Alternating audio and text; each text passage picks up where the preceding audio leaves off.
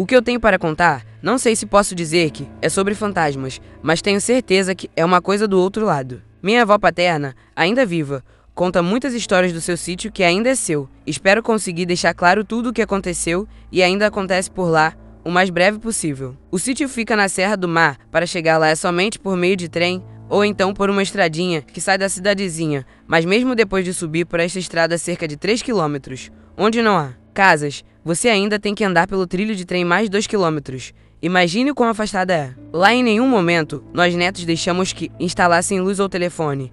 Não queremos nos lembrar do mundo. Quando estamos lá, bom, vamos às histórias. Uma dessas sempre acontece na Sexta-feira da Paixão. Um homem que mora com sua família no começo da estrada de chão diz que em uma das pedras que tem por lá, em forma de baú, acontece uma espécie de ritual. Ele não sabe dizer o que é realmente. Ele diz que à meia-noite deste dia, várias pessoas bem iluminadas partem de uma pedra que chamamos do amor, atravessa por frente da casa, lentamente até a pedra baú que chamamos por parecer um. Fazem um circulho e começam a cantar uma espécie de música horrenda, a qual somente ele escuta.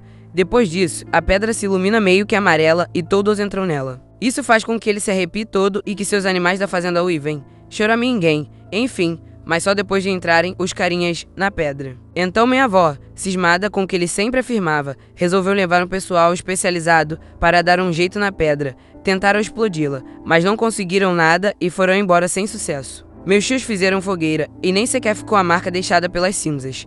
Nada, nem conseguiu tirar lascas. Nada. Depois dessas tentativas em vão, coisas começaram a acontecer por lá.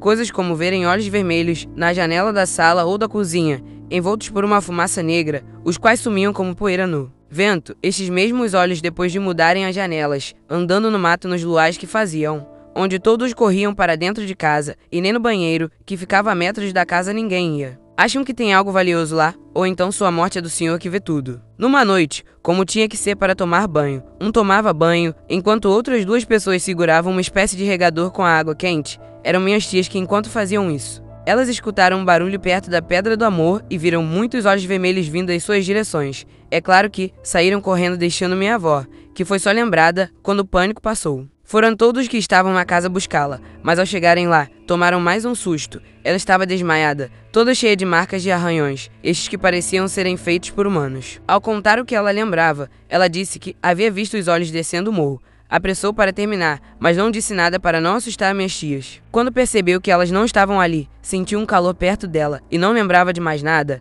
até ser acordada. Ela contando-as que meu avô teve o derrame que poucos dias lhe causou a morte, porque viu estes olhos dentro do quarto, em cima da cama que meu pai dormia, e na manhã, ainda assustado, antes de abrir a casa, olhou pelos pequenos cômodos. Quando voltou para o quarto, escutou um. Quando viu, tinha uma cobra no meio do pé do meu pai com os mesmos olhos vermelhos e totalmente desproporcionais a ela. Ele catou meu pai, mesmo sem pensar no que a cobra poderia fazer, e saiu do quarto. Quando ele voltou poucos segundos depois, ela não estava lá, não estava em lugar nenhum. Quando ele sentou na cama para pensar no que aconteceu, ele teve seu primeiro ataque. Depois disso, a única coisa que ele falava era os olhos vermelhos da pedra vieram me buscar. Poucos dias depois morreu de derrame, só falando dos olhos vermelhos. Minha história é um pouco longa, mas é real, e essas foram só uma das coisas que aconteceram lá e que ainda acontecem.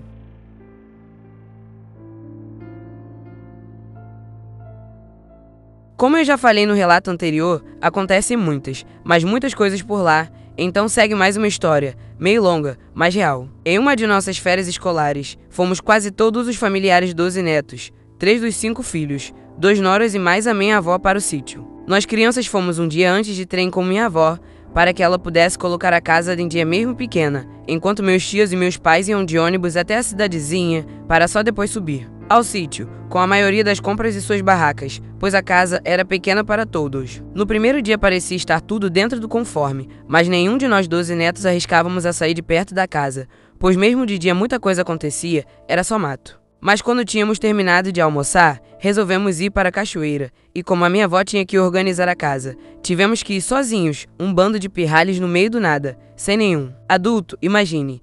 Como em todas as cachoeiras, que eram 7, tínhamos que ir com uma foice para roçar o mato e se livrar das cobras, que eram muitas. E lá fomos nós, como sabíamos os horários dos trens, tínhamos que andar rápido para atravessar as pontes, que também eram muitas, em cima de bicas ou cachoeiras. Na primeira ponte nada de anormal, só muitos barulhos embaixo dela. Continuamos a nossa caminhada, mas meio desconfiados, pois tinha um barulho idêntico ao da ponte que estava nos seguindo, só que ao lado no mato. Sabíamos que não era onça, porque não havia o cheiro que ela sempre carrega e é forte de zoológico. Meio desconfiados, fomos. Os primos mais velhos desceram na frente com a foice, meio atrapalhados, mas deram um jeito de fazer uma trilha legal. Enquanto fazíamos baderna, escalávamos a lateral da cachoeira pelas pedras, sem nos lembrar do barulho. O meu primo mais corajoso berrou de uma forma que fez eco embaixo da ponte. Corremos meio desajeitados na água e vimos um pássaro voar, mas era dos grandes, e meu primo sentado atrás da base da ponte estava branco, chorando muito e tremendo. Quando ele se acalmou e foi nos contar que ao mergulhar, ele sentiu alguém forçar o seu ombro embaixo da água, saímos todos correndo sem olhar para trás. Daí, quando já estávamos em cima da ponte, no trilho, pedimos para que ele contasse o que aconteceu. Ele começou de novo e disse que, assim que ele olhou para trás, deu de cara com algo que parecia uma mulher, mas com a cara cheia de penas. Nisso, que ele terminou, escutamos o barulho no mato, mas dessa vez se aproximando do trilho. Dessa vez aquilo veio em nossa direção. O estranho é que eram passos, mas quando vimos, era o mesmo pássaro que estava na ponte. Veio contra nós e antes de nos tocar, desapareceu. Gelamos e mesmo assim corremos muito, para o sítio. Quando chegamos na última curva para o sítio, correndo e assustados, minha avó vinha em nossa direção. Como a casa ficava em cima de um morro, dava para ver boa parte do trilho e ela disse que viu uma mulher passar por lá, mas andando estranho. No que ela voltou para fechar a porta, um pássaro grande bateu no vidro, quebrando ele inteiro. Já com medo, pegou a espingarda e se arrancou atrás de nós. Mas, quando chegamos no sítio, estava tudo aberto e nenhuma das vidraças quebradas, muito menos sinal de pássaro. Nem brincar lá fora fomos. À noite, como de costume, tomávamos chá com a porta aberta e sentimos o cheiro da onça. Nos trancamos em casa até ela passar. Quando o bando de onças se aproximou, elas simplesmente ficaram rodeando a casa, coisa que nunca fizeram. Aí ficamos com mais medo, pois as janelas, além dos vidros, eram trancadas por fora com uma madeira, mas essas não estavam fechadas e se as onças tentassem entrar, entrariam na boa. Aquilo apavorou a todos nós, mas para nossa surpresa, ou pior, pânico, as janelas foram se fechando uma a uma. Mas como? Não tinha ninguém lá fora, então o pânico aumentou. De certa forma, estávamos seguros, mas quem nos protegia? De repente, o mau cheiro passou, as onças foram embora, e minha avó resolveu ver quem fez aquilo. Quando ela saiu, viu a mesma mulher descendo para o trilho, mas quando ela deveria aparecer andando sobre o trilho, ela simplesmente viu um pássaro, como que bateu na janela. Entrou silenciosamente e começou a bater um bolo, como se nada tivesse acontecido por lá. Nós só ficamos nos olhando. Então minha prima resolveu perguntar se estava tudo bem. Minha avó virou-se e disse que tínhamos que agradecer, um por um. Sem sair de casa, brincamos enquanto o bolo assava. Já estava bem escuro, só com a lua, quando o bolo ficou pronto. Minha avó desenformou o bolo, cortou exatamente em 13 pedaços, quanto éramos, e deu um pedaço a cada um, pedindo para que não comêssemos.